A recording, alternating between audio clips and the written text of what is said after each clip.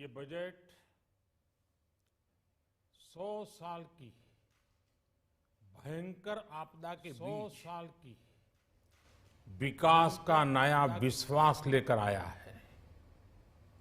ये बजट अर्थव्यवस्था को मजबूती देने के साथ ही सामान्य मानवी के लिए अनेक नए अवसर बनाएगा।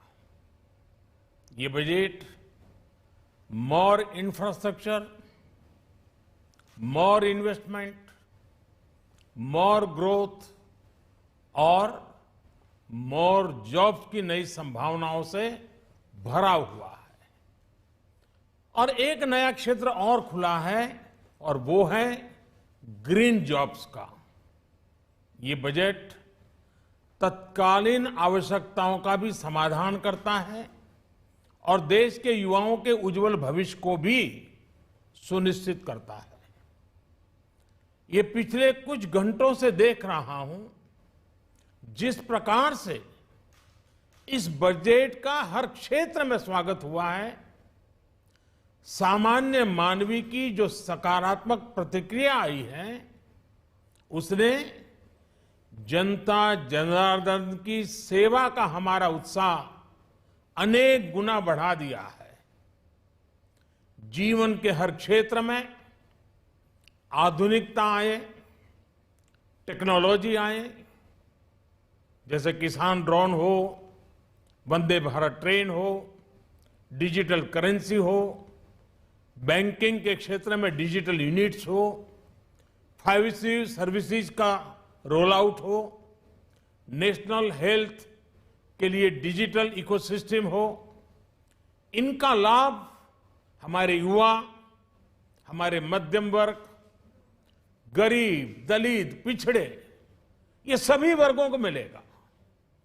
इस बजट का एक महत्वपूर्ण पहलू है गरीब का कल्याण। हर गरीब के पास पक्का घर हो, नल से जल आता हो, उसके पास शौचालय हो, गैस की सुविधा हो, इन सभी पर विशेष ध्यान दिया गया है। इसके साथ ही आधुनिक इंटरनेट कनेक्टिविटी पर भी उतना ही जोर है। जो भारत के पहाड़ी क्षेत्र हैं, हिमालय का पूरा पट्टा, जहां जीवन आसान बने, वहां से पलायन ना हो, इसे ध्यान में रखते हुए भी नई घोषणा की गई है। हिमाचल, उत्तराखंड, जम्मू कश्मीर, नॉर्थ ईस्ट ऐसे क्षेत्रों के लिए पहली बार देश में पर्वतमाला योजना शुरू की जा रही है। ये योजना पहाड़ों पर ट्रांसपोर्टेशन और कनेक्टिविटी की आधुनिक व्यवस्था का निर्माण करेगी और इससे हमारे देश के जो सीमावर्ती गांव है, बॉर्डर के गांव है, जिसका वाइब्रेंट होना जरूरी है, जो देश की सिक्योरिटी के लिए भी आवश्यकता है, उसको भी बहुत बड़ी ताकत मिलेगी।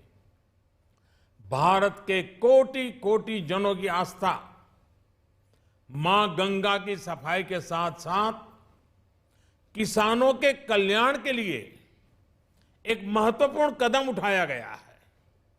उत्तराखंड, उत्तर प्रदेश, झारखंड, बिहार, पश्चिम बंगाल, इन राज्यों में गंगा किनारे नेचुरल फार्मिंग को प्रोत्साहन दिया जाएगा।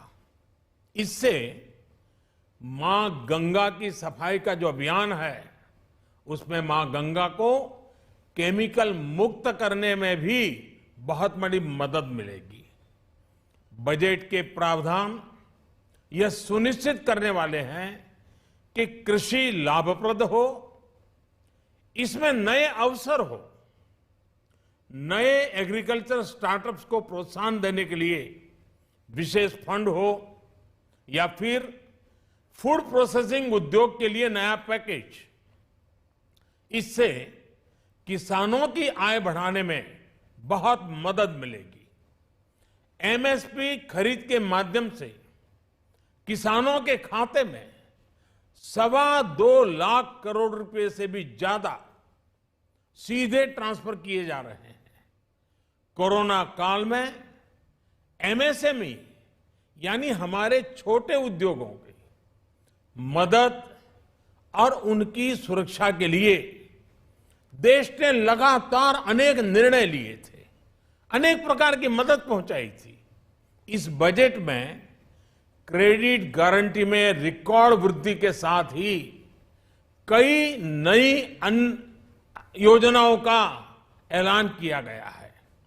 डिफेंस के कैपिटल बजट का 68% डोमेस्टिक इंडस्ट्री को रिजर्व करने का भी बड़ा लाभ भारत के एमएसएमई सेक्टर को मिलेगा। ये आत्मनिर्भरता की तरफ बहुत बड़ा मजबूत कदम है। 7.5 लाख करोड़ रुपए के पब्लिक इन्वेस्टमेंट से अर्थव्यवस्था को नई गति के साथ ही छोटे और अन्य उद्योगों के लिए नए अवसर भी बनेंगे। मैं वित्त मंत्री निर्मला जी और उनकी पूरी टीम को इस पीपल फ्रेंडली और प्रोग्रेसिव बजट के लिए बहुत बहुत बधाई देता हूं।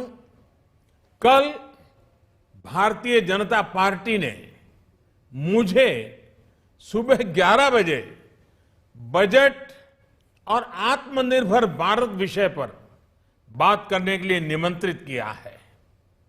कल 11 बजे मैं बजट के इस विषय पर विस्तार से बात करूंगा।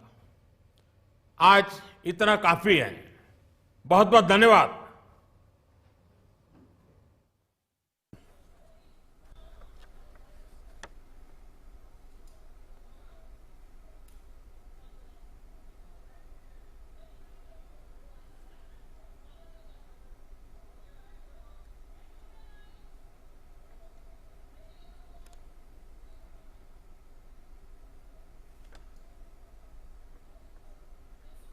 तो बजट के बाद में पहली प्रतिक्रिया प्रधानमंत्री नरेंद्र मोदी की, उन्होंने साफ तौर से कहा कि जो बजट है वो